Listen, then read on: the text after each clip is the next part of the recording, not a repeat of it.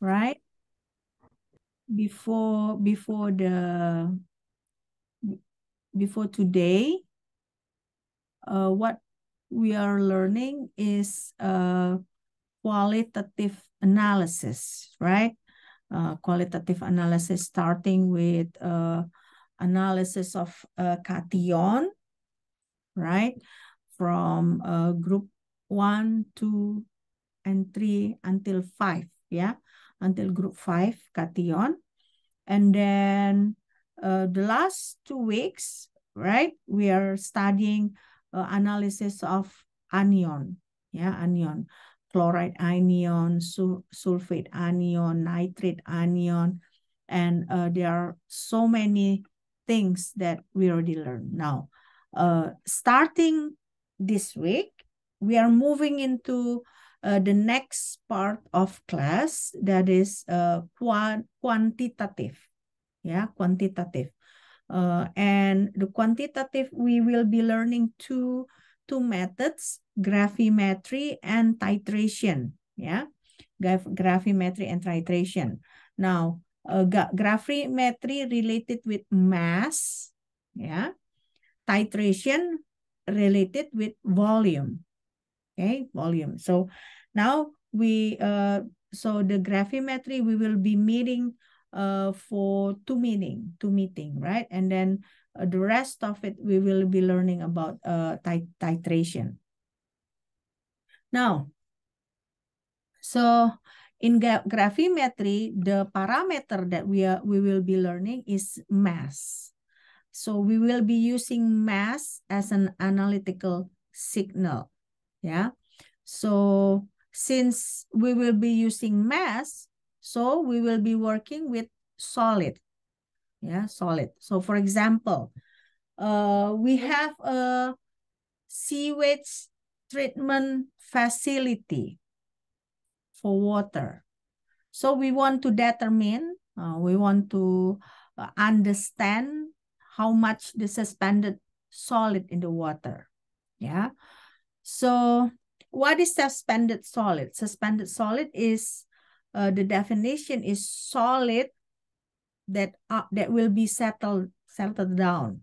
So solid mixed with water, yeah, and then it will for certain amount of time it will be settled down. So we call that suspended solid. Yeah, suspended solid.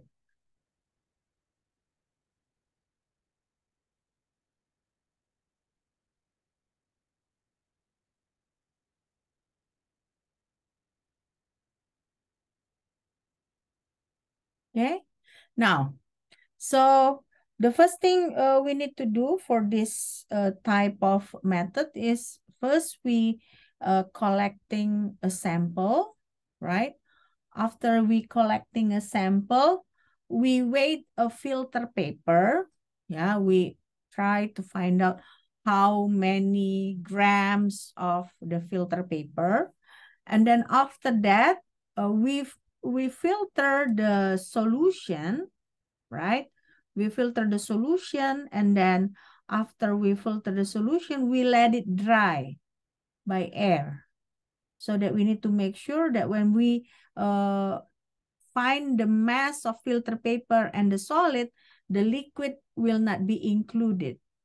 So that's why dry the filter and solid to make sure there will be no more residual moisture in the sample. Okay, so that's the step for understanding the mass, yeah.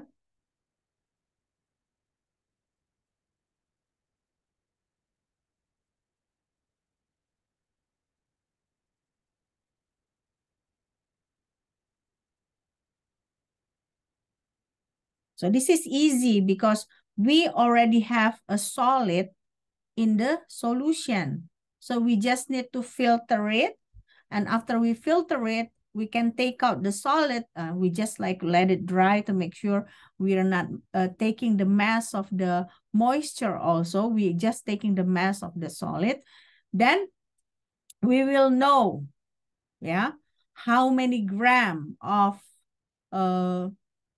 suspended solid in the water, right? So we can analyze it. So this is an easy step. But what happened? So this is what we call direct analysis. Why it's direct analysis? Because we just like measure the paper filter mass.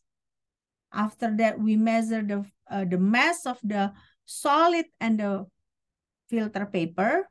When we subtract the final mass with the original mass, then we will be known how much the suspended solid that we have. Yeah, so that's why this is called direct analysis. Yeah, direct analysis.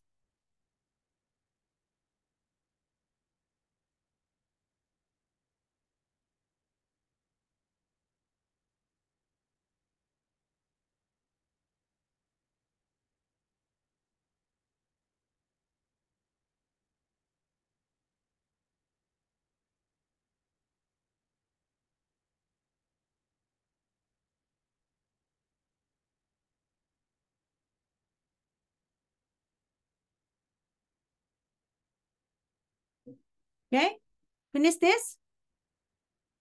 Okay, now what happens if we have samples that are aqueous solution? So for example, we have lead 2+. Lead 2+, remember whenever we have iron, what we have will be liquid, right? Now, how can we determine how much lead 2+ that we will have? Because we cannot just filter it, because this is in a aqueous solution. Yeah, but before we can just like filter it, we can directly measure the mass. But for this case, right, lead 2+, we cannot filter it. So how can we do it? Anyone can suggest me how we can measure the mass of lead 2+?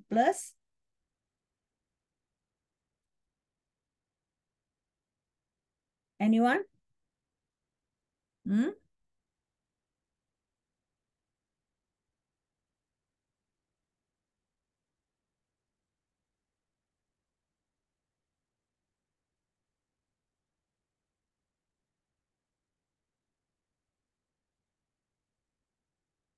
Anyone? Di-convert dulu ya, Ma'am. Di-convert gimana maksudnya? Ke dalam bentuk padat, Ma'am. How you can convert into a solid?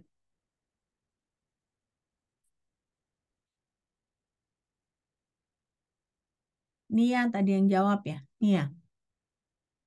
Okay. So Nia, how can you convert into a solid for lead 2+? Okay.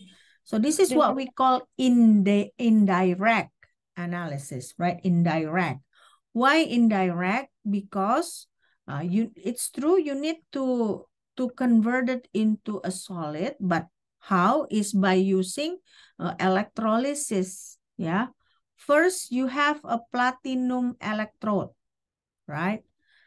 You need to measure the weight of the platinum electrode before the reaction, right? Then this is like the original weight of platinum electrode.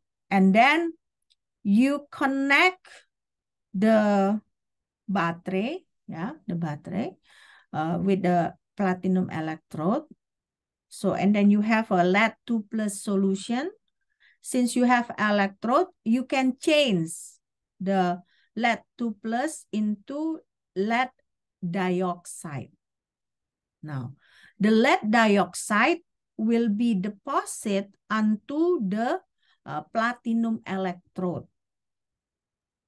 Okay, so after the reaction is finished, you measure again the weight of the mass of the platinum electrode that already have lead dioxide on the platinum electrode. And then you subtract the final weight with the original weight, then you will have the mass of lead dioxide. But is the mass of lead dioxide the same with the mass of lead 2 plus?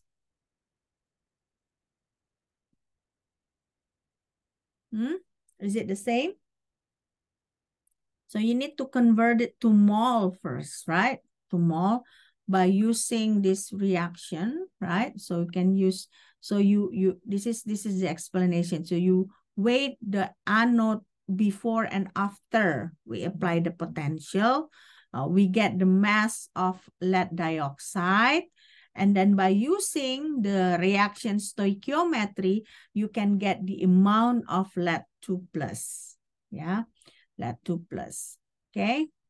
So you can see here, this is the, I don't write the reaction.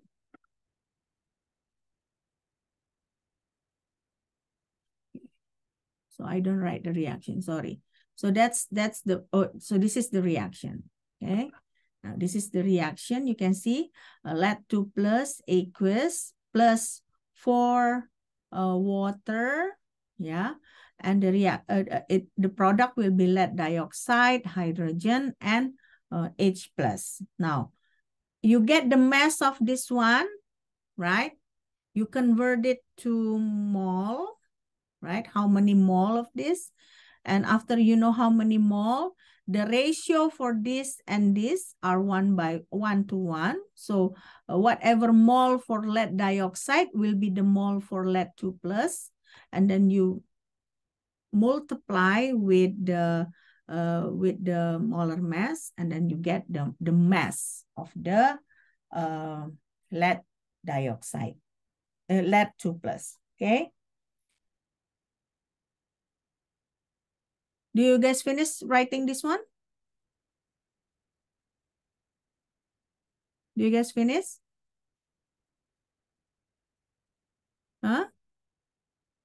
Yes, ma'am. Finish? Okay. How about this one? Not yet, ma'am. Not yet. Okay.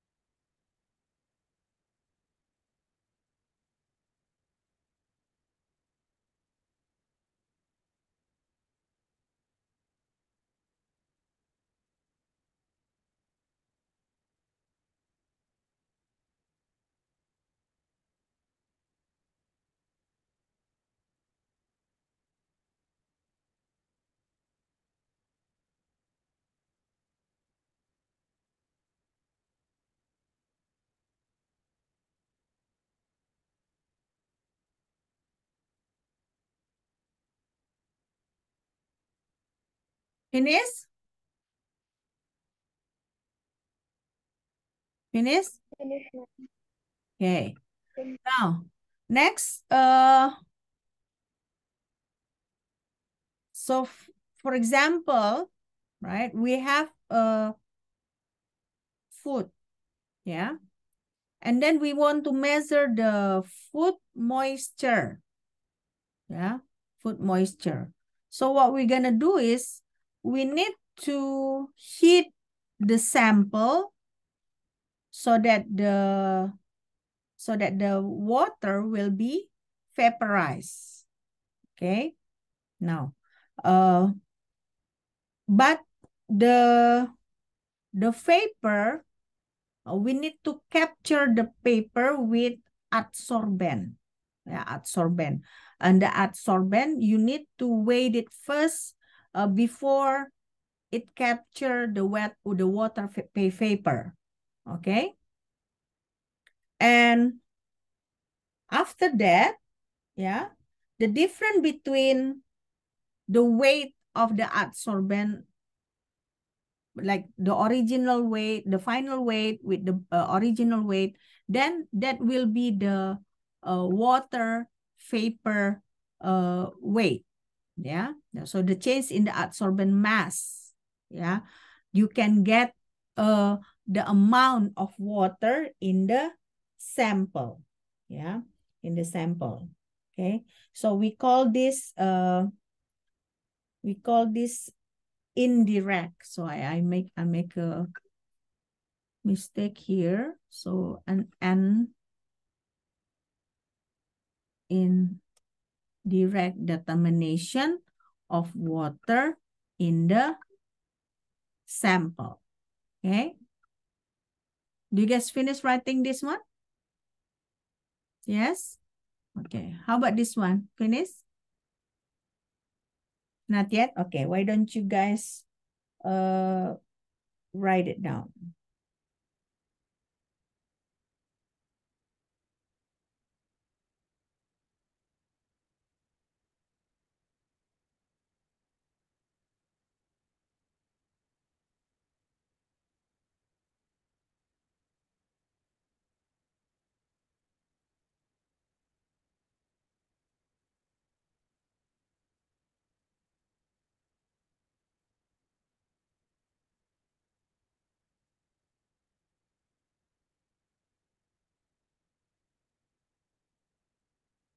Okay. Now, so next we learn about indirect analysis, right? Indirect analysis. So for example, we have phosphate, yeah, phosphate. So for example, we need to weigh the sample, right?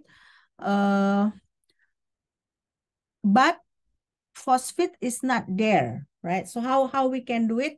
So we need to react it the sample with certain chemical so that we can analyze the sample quantitatively. So for example, here we have phosphate, right?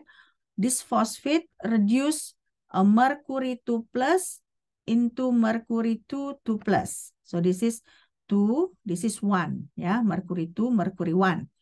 Now, this reaction is happening in the presence of Cl negative, and we will have mercury 2, Cl2, okay? So why don't you guys write it down first before I show you guys the reaction.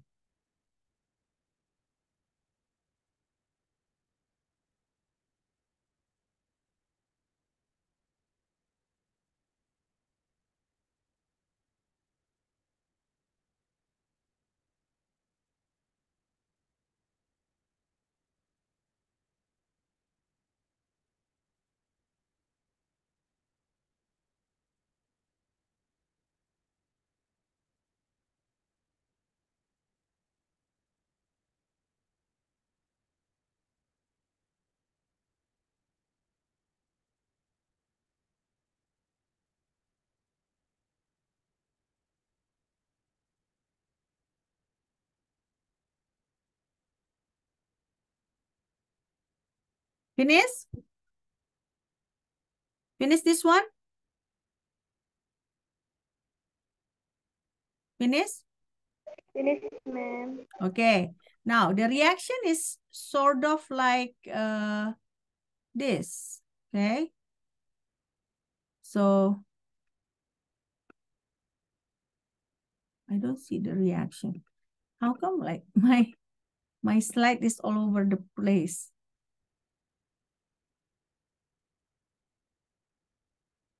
Okay. Hold a second, okay? I'm gonna write down the reaction, okay? Because you need to understand the reaction before you understand the indirect analysis.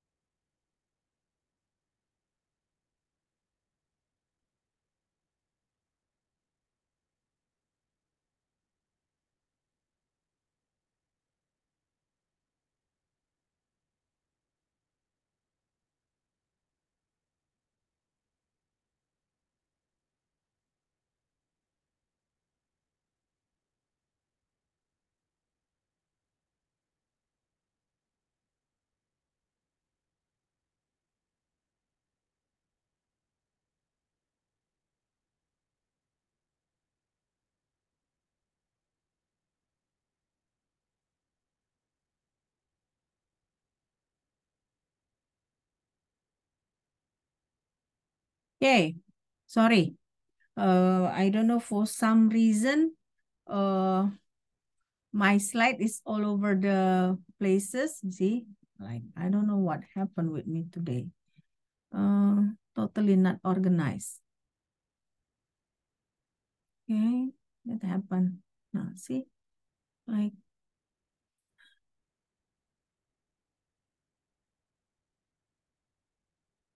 okay. Okay, so remember, right? We have phosphate, yeah, phosphate.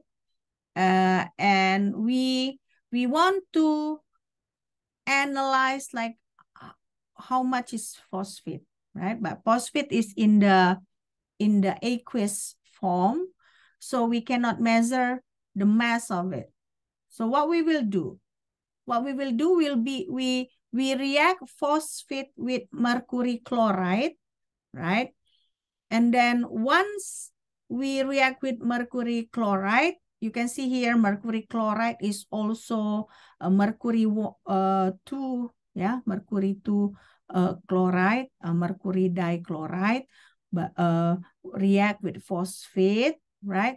You can see finally we get a solid form of mercury 2 dichloride. Yeah, mercury 2 dichloride. So after this, right, then we know that we can measure this mass, right? We cannot measure the phosphate mass, but we can measure the mercury dichloride mass. Okay. Did you guys finish writing this one? Yeah. Okay.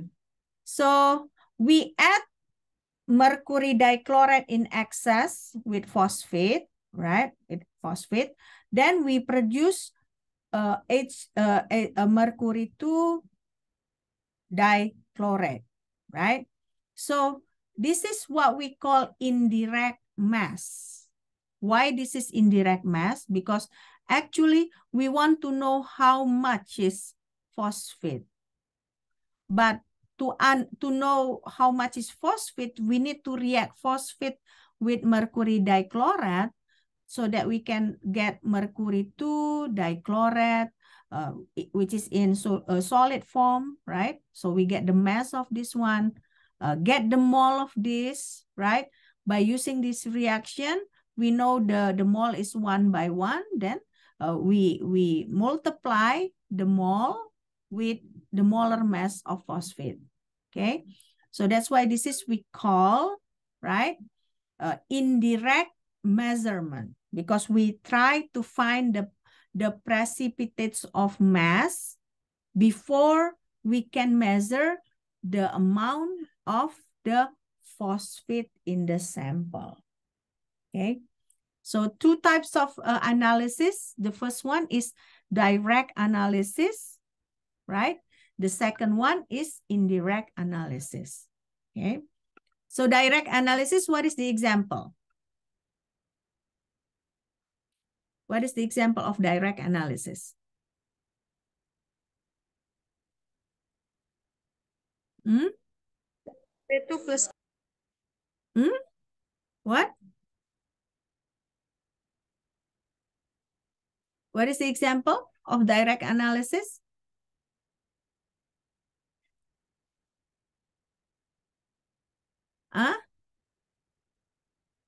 PB2 plus. PB2 plus. We can measure with lead dioxide, right? This is a direct analysis because the lead dioxide is still contained, the lead 2 plus is still contained in the lead dioxide. So this is direct analysis. But phosphate here, we need to measure the mass of Hg2Cl2 before we can know the mass of phosphate. So that's why this is what we call indirect analysis. Okay. Now, so this is, next we will be learning about types of gravimetric method. Yeah.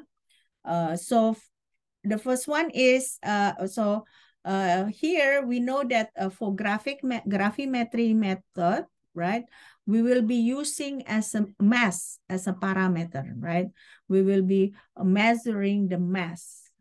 So the signal will be mass of a precipitate. So we call that the method for precipitation gravimetry.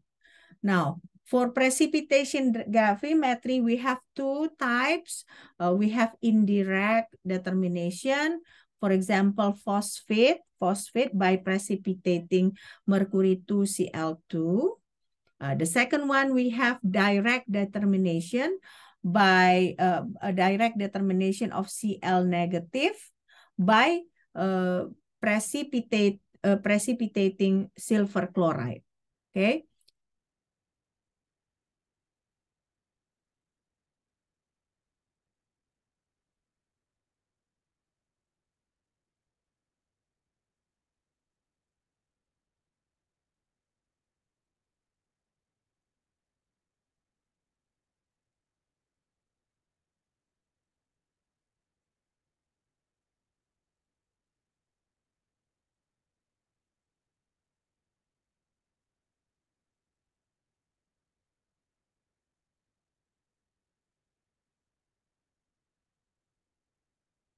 Finish this one? Not yet.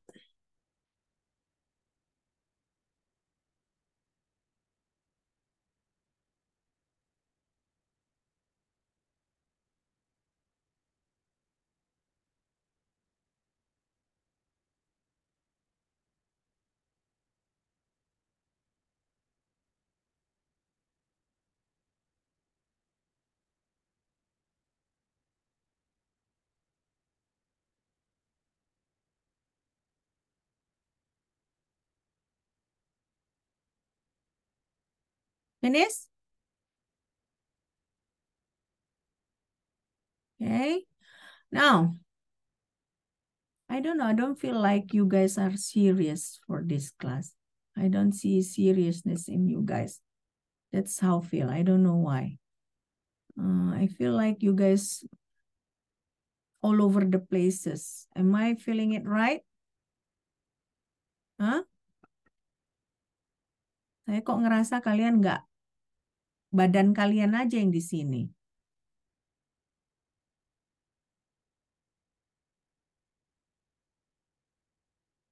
Apa kita stop aja kelasnya?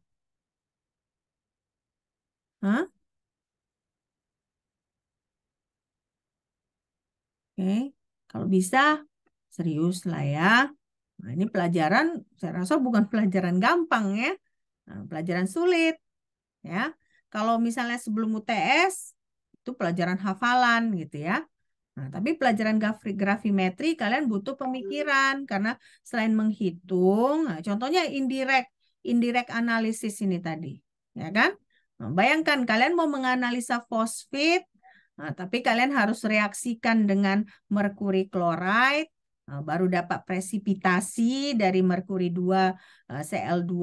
Nah, dari situ. Nah, itu bukan pelajaran gampang. Jadi nggak bisa hanya badan kalian di Zoom ini. Pemikiran kalian pun harus di Zoom ini. Ya, jangan ketawa-ketawa. Nah, saya nggak suka ketawa-ketawa. Ya, kalau waktunya ketawa, ketawa. Waktunya belajar, belajar. Oke, saya hanya minta 1 jam 40 menit. Kalian nggak ketawa-ketawa. Saya tahu kalian capek habis praktikum. Tapi seriuslah, ya. Jangan ketawa-ketawa. Saya paling nggak suka mahasiswa ketawa-ketawa waktu saya jelaskan. Saya merasa saya dihina gitu, ya. Jadi kalian perhatikan, kalian sudah tingkat 2 ini kan? Nah, angkatan 2021 tingkat 2.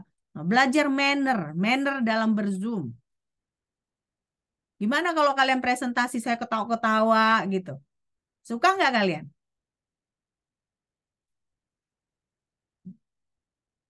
Oke. Okay. Next. So the first The first type of gravimetry is, we call it precipitate gravimetry. And this precipitate gravimetry, right, there is a direct gravimetry, indirect, yeah. The second one is what we call with electrogravimetry. From the name, we know that we will be using electrolysis because it's called electrogravimetry. And the example is when we try to analyze lead dioxide, right? Lead 2 plus. So we need to deposit the lead dioxide onto the platinum anode, right?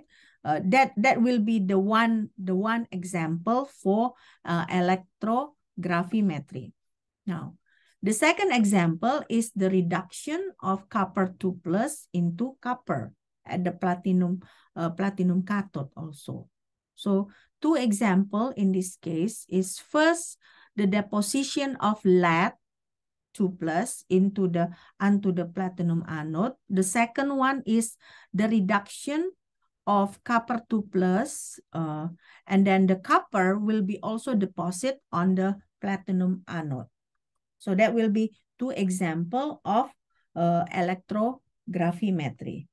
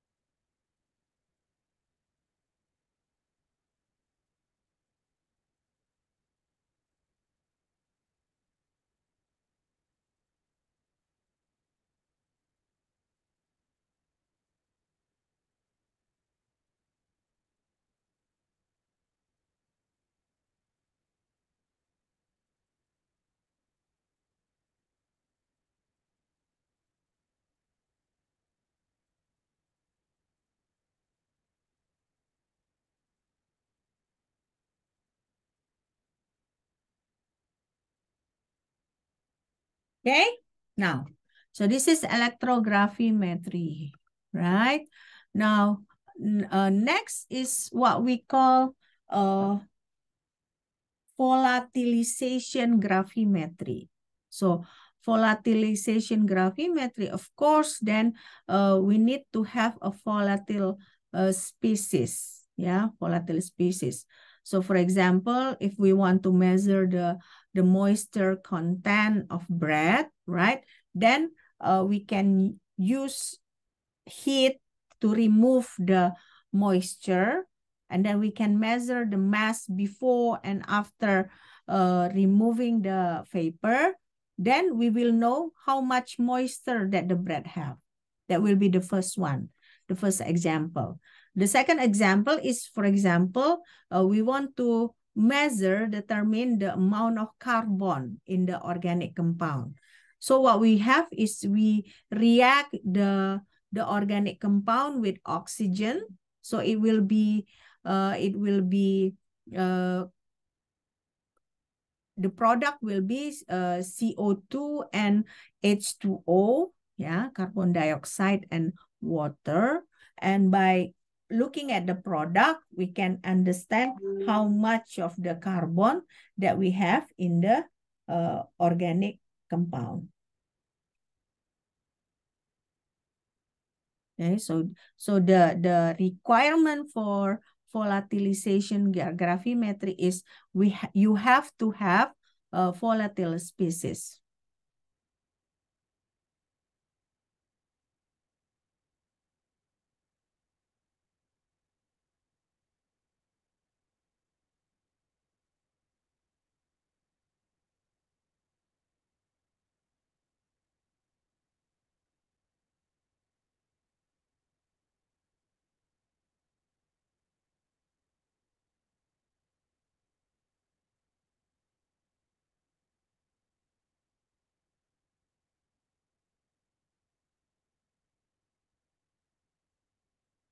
Okay, so finish this one. Okay, now The last type is what we call particulate gravimetry. Now, particulate gravimetry, for example, we need to separate the sample using filtration or extraction. And then you can determine like total suspended solid using a particulate gravimetry. Okay, so until slide 19, we finally first understand like the basic concept of gravimetry. The first one is gravimetry using mass as a signal, analytical signal. Okay. The second one, we understand that there are direct gravimetry and indirect gravimetry, right? We have precipitate gravimetry, we have electrogravimetry, we have volatimetry gravimetry, and then finally we have particulate gravimetry. Yeah, particulate gravimetry.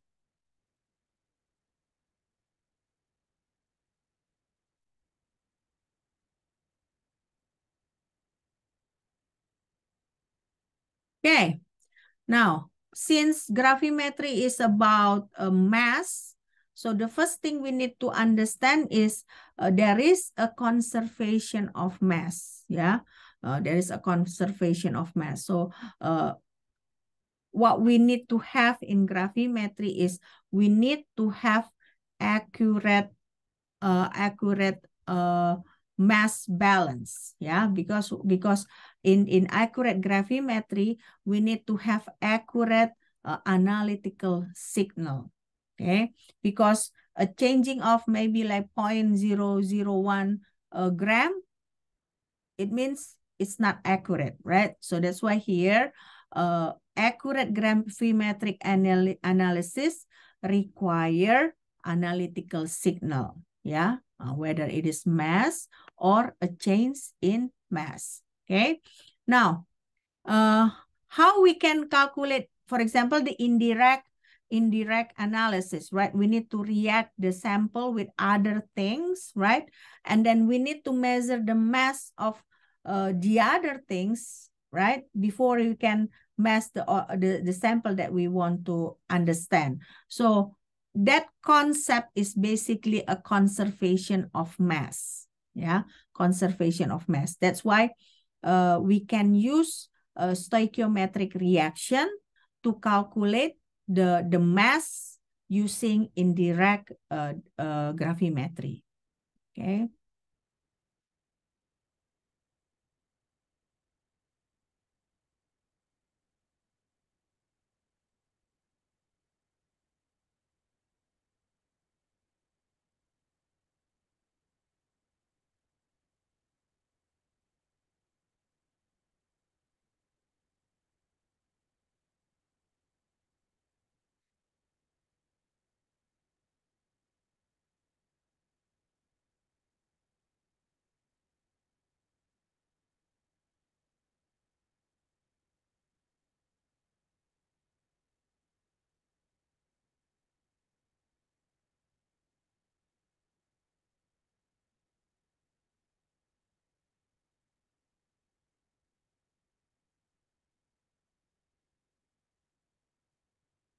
Okay, finish this one? No. So let's see the analysis of phosphate, right? So from the reaction, so if you remember from the reaction, right? Let's see. From the reaction, right? You can see here, 1 mole of mercury 2 dichloride is equal to 1 mole of phosphate. So that's why you can calculate the amount of phosphate once you know the mass of mercury 2 phosphate. Okay, so that's why here, right?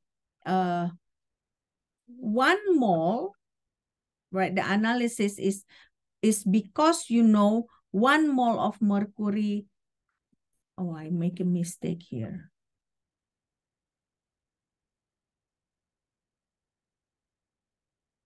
Okay, so it should be this one.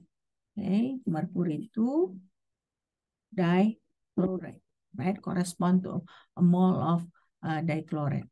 Okay, so if you remove the analyte later from its matrix, then you can separate the selective analyte. Okay, so this is the analysis of phosphate.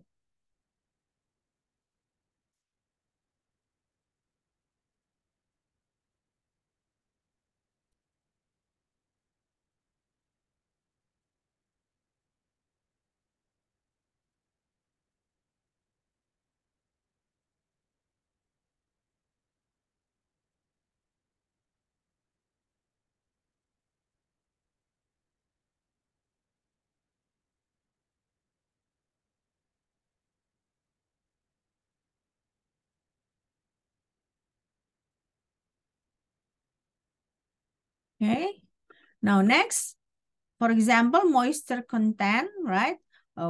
When you know the moisture of the bread, then the mass of the water in the bread is the difference between the sample final mass and its initial mass. Okay, so after you remove, so before you remove the water, you you weigh the mass of the bread, and after you remove the water, you weigh the mass of the bread again, then the difference will be the mass of water in the bread.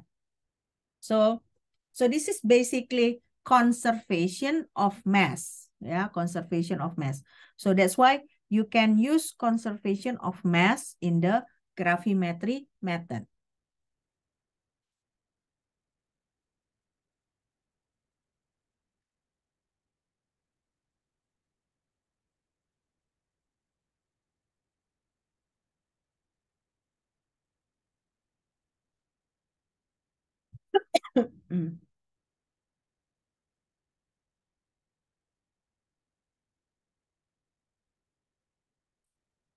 Okay, now, so basically gravimetry is an ancient technique, right? This is an ancient technique.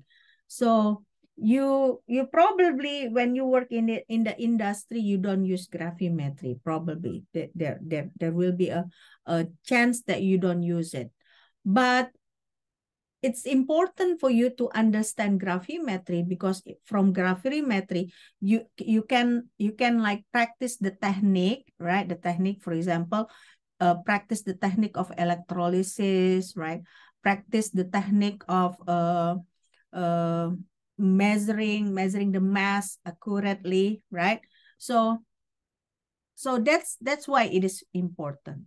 Even though maybe in the future you won't be use it, okay? There are not many industry that use gravimetry in their analysis. For titration, there are still many industry using titration, but for gravimetry, I think rarely people are using gravimetry, okay? But it's still important. So, for example, why you use gravimetry? Because, for example, first you will know how to measure mass accurately, because good practice lab are required in gravimetry method, because if you are a sloppy person, right, you won't be getting an accurate analysis, because you need to measure the weight of filtered paper before the filtration, right? Even after the filtration, you need to wait for a while, because if you measure the mass immediately after the filtration, then it's not only the mass of the solution, the solid that you will be measuring, but also the mass of the moisture. Okay, so that's why here accurate measurement of mass are required in the gravimetry. The second one, right, you will understand the concept of conservation of mass. Why? Because, for example, in the indirect analysis, right, you get the mass of other things, right? And then you need to find the mole And you look at the reaction. What is the ratio? For example, the ratio is 1/1. Then 1 mole you multiply with the molar mass of the sample that you want to measure. Okay, so that's why mass, you will be learning about mass, you will be learning about mole, and then you will require also to know about Avogadro number and the mass of 12 carbon. Okay, the mass of 12 carbon is one of the thing that we need to understand in general chemistry to understand mole and other thing. Okay, so that's why gravimetry is still important, because the basic understanding of chemistry, the good practice of lab, yeah, the good practice of lab are required when you work in gravimetry. Okay.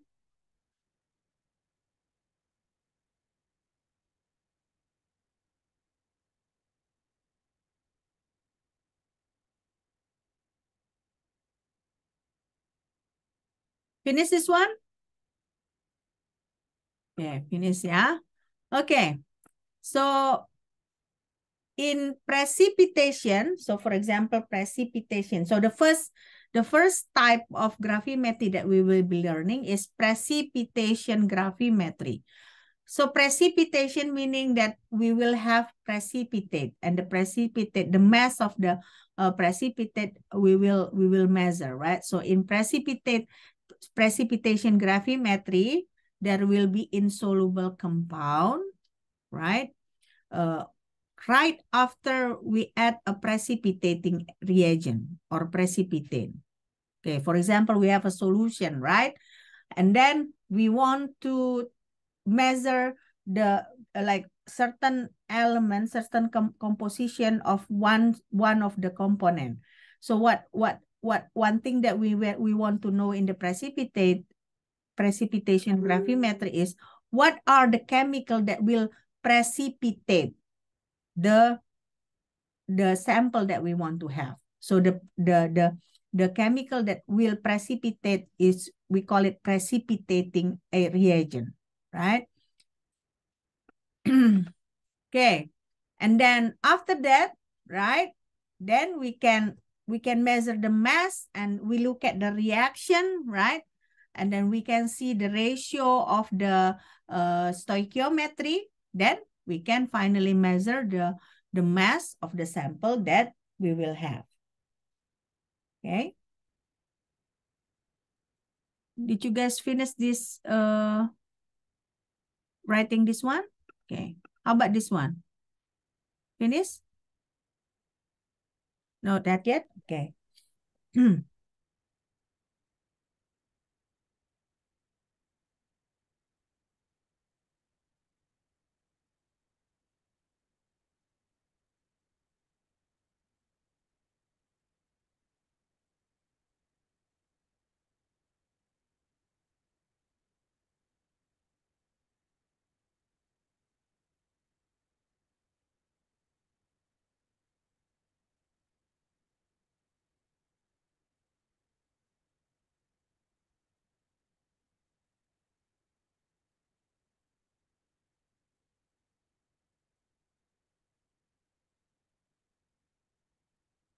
Finish?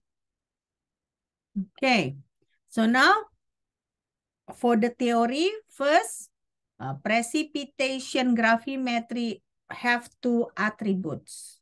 The first one is the precipitate must be low solubility. So that it can precipitate, of course, the solubility should be low, right? And the precipitate that we are getting from the reaction, we should know the composition.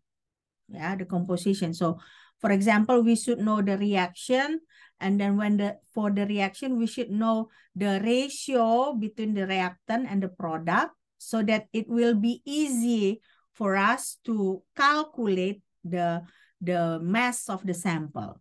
And then second, we should we should be able to separate the precipitate with the solution easily. Yeah, we should be able to separate easily, because if we cannot separate easily, then there is no way we can measure the mass. And if we cannot measure the mass, we cannot know the mole.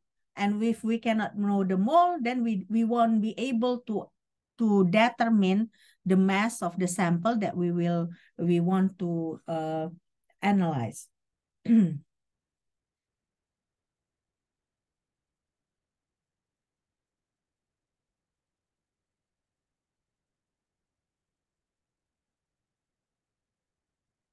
Okay, finish? Okay, now, so solubility. So that we will have accurate result, right? The solubility should be as low as it can. So that's why here, the precipitate solubility should be minimal, So for the accuracy, we should have like around 0.1%. Yeah, so it means 99.9%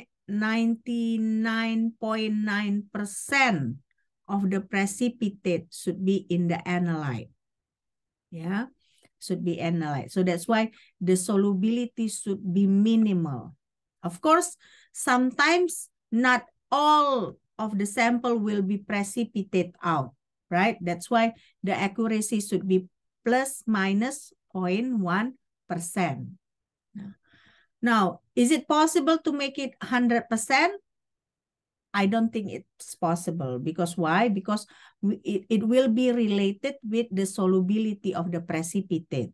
So maximum, the accuracy should be plus minus 0.1%. So further than that, I don't think it's possible.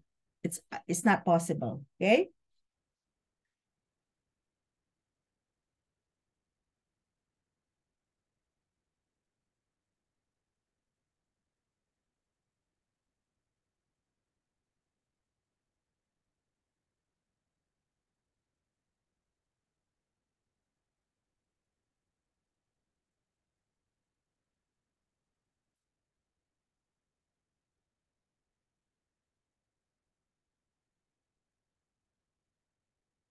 So you can see here, precipitate gravimetry.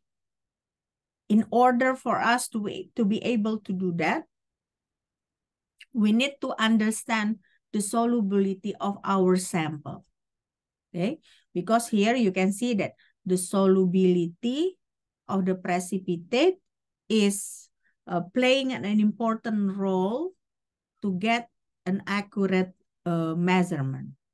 Okay, now, so here we can see that solubility loss, you can minimize the solubility loss by using what? By using a concept of equilibrium.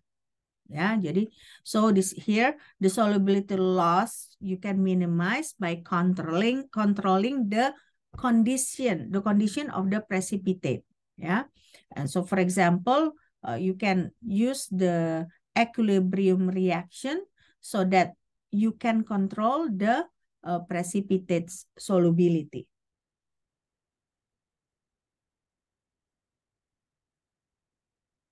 Okay, now so for example, we have this reaction, right? Silver plus aqueous, yeah, plus chloride, anion chloride, aqueous. So you can see here, the reaction should be reversible because you want to have equilibrium condition to measure the amount of silver plus. So you get a silver chloride here, right? The silver chloride will be in solution, in solid form, yeah, in solid form. The Cl negative, we get it from sodium chloride. So the sodium chloride, we call it precipitant. Because the sodium chloride will help the silver plus changing into a solid form in the form of silver chloride. Yeah.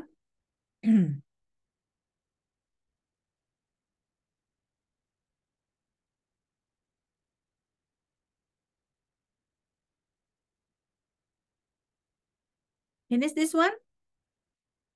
Okay, finish, right. So we know this is a solubility, right? Solubility, and then we know this is a reversible. So we can calculate the amount of the silver plus, right? By using what? By using the solubility of silver chloride. Now, the solubility of the silver chloride is basically the same with concentration of silver plus, and this is equal to the equilibrium constant of the precipitation reaction divided with the concentration of the Cl negative. Yeah, so means that we can minimize the solubility losses by adding a lot of Cl negative. Yeah.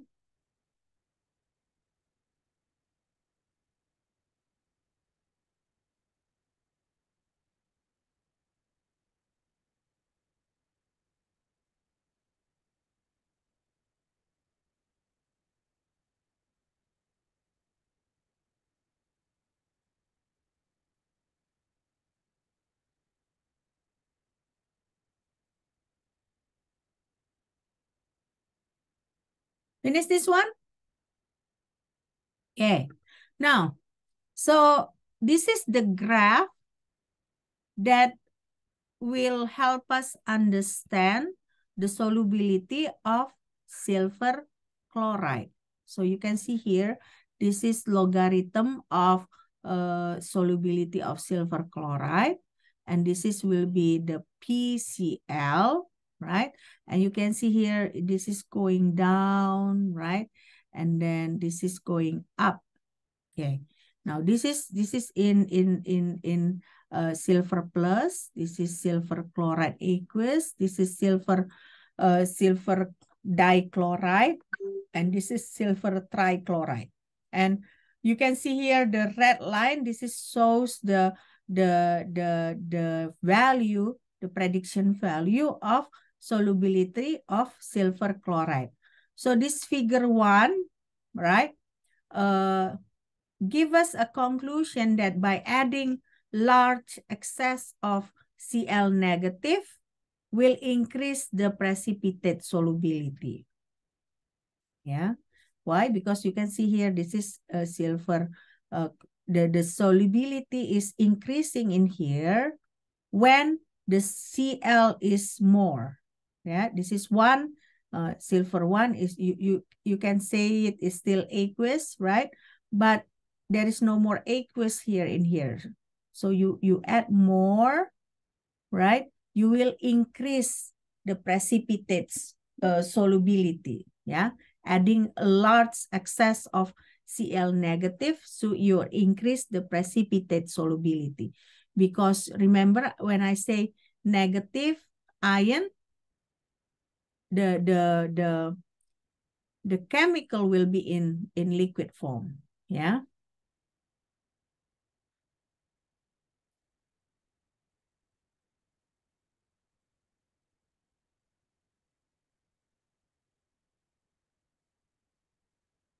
Finish this one?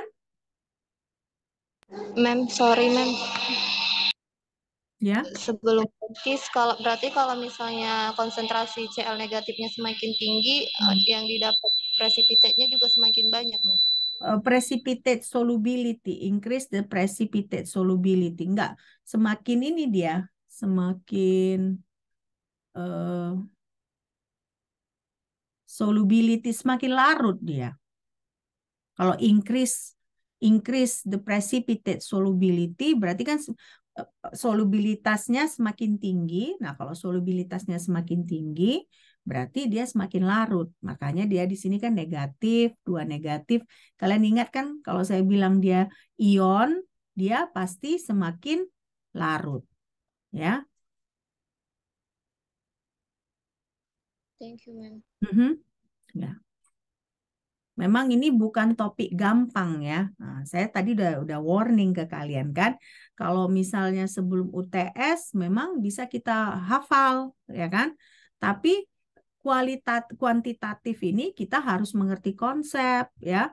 Bayangkan sebenarnya kalau ketika kalian kerjakan di lab kan gampang kan ya. Kalian hanya timbang, filter paper ya sebelumnya, sesudahnya kalian timbang, perbedaannya kalian dapat beratnya, ya kan? Gampang. Tapi konsepnya nggak gampang karena contohnya ini kalian mau mengukur sampel silver plus. Sementara silver plus itu dia tidak dalam bentuk padatan, dia dalam bentuk larutan. Jadi apa yang kalian harus lakukan? Kalian tambahkan NaCl.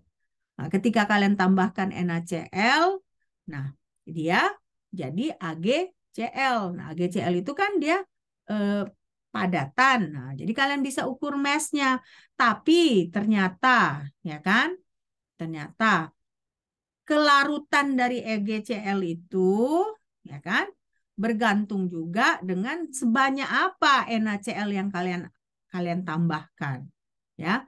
Nah, ini grafik yang ini menunjukkan bahwa si AgCl itu kelarutannya bergantung kepada jumlah dari NaCl yang kalian dapatkan, dan kesimpulannya di sini kalau kalian tambahkan banyaknya si Cl sampai excess, nah dia itu kelarutan dari si precipitate-nya itu meningkat.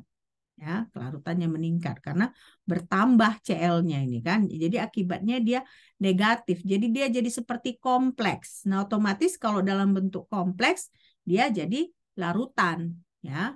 Oke. Tadi siapa yang nanya? Nia, udah jelas Nia? Jelas, ma'am. Oke. Nah, ini reaksinya. Tunggu dulu. Bukan ini.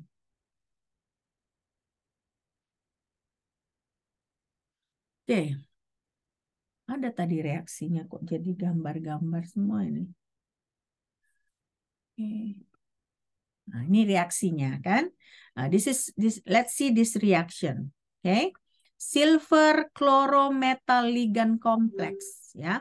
Nah, jadi makanya dia tidak segampang Ag plus tambah Cl negatif jadi AgCl. Nggak segampang itu dia. Kalau kalian lihat di sini Ag plus tambah Cl negatif, udah dia AgCl, ya kan? Nah, kalian tambah lagi Cl negatif, udah AgCl, kalian tambah lagi Cl negatif, dia jadi AgCl2 negatif, ya kan?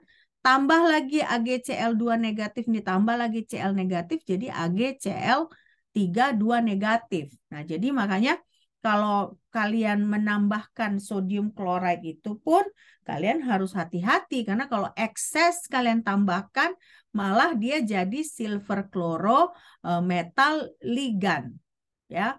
Nah, makanya kelarutan dari silver chloride ini ya dia kompleks ya. Nah, ini pun dia jadinya berbeda kan KI-nya kan. Ini loh KI-nya 3,7. Yang di sini loh KI-nya 1,92. Yang di sini loh KI-nya adalah 0,78. Jadi semakin banyak Cl-nya di sini, semakin turun nilai logaritma tetapan kesetimbangannya. Ya. Nah, jadi makanya tidak gampang ya, tidak segampang itu. Jadi rumit, sebenarnya cukup rumit ini. Oke. Nah, saya rasa kita hentikan dulu ya. Kita lanjut hari Selasa ya, karena saya tahu kalian capek. Jadi selanjutnya gini Selasa, berarti sesudah Lebaran kita pindah aja kelasnya ke Selasa. Bagaimana menurut kalian? Pindah ke Selasa aja ya, seterusnya ya. Gimana menurut kalian? Gimana Yolanda? Bisa? Hah? Karena saya lihat kalian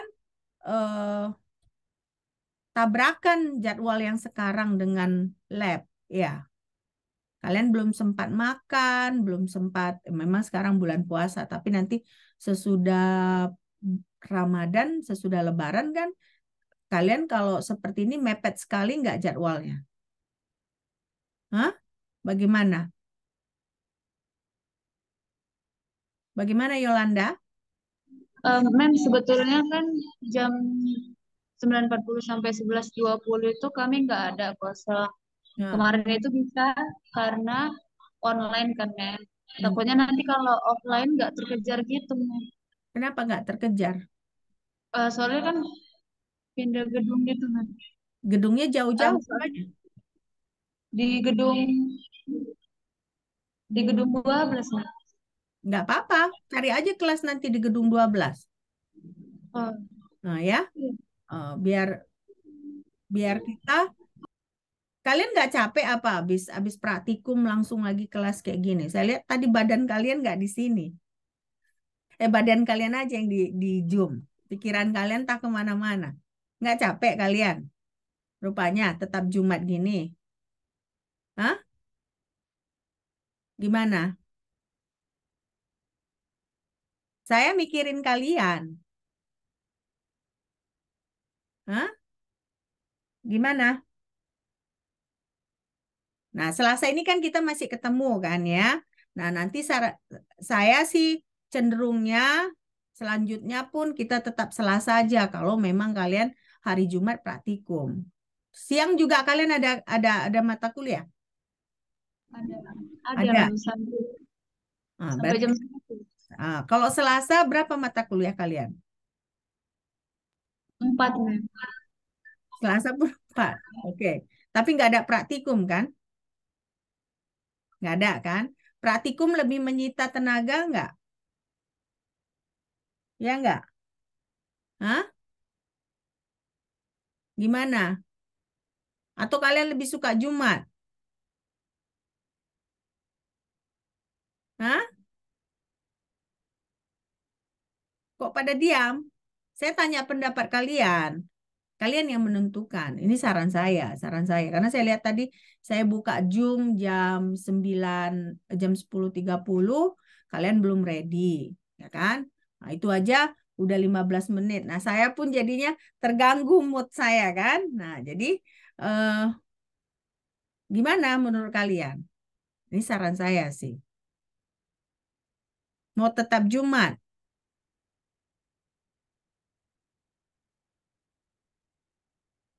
Hah? Yolanda? Gimana? Mem, kalau Senin siang bisa, Mem. Senin siang saya penuh. Saya ada ngajar siang.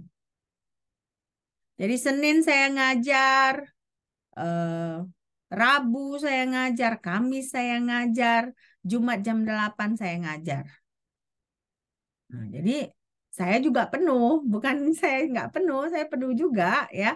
Nah, Senin saya penuh karena saya juga ada ngajar PPG pagi, ya kan jam 9. Itu mungkin ada satu kelas yang harus saya mundurkan. Jadi saya Senin penuh, Selasa lah saya nggak ada kelas.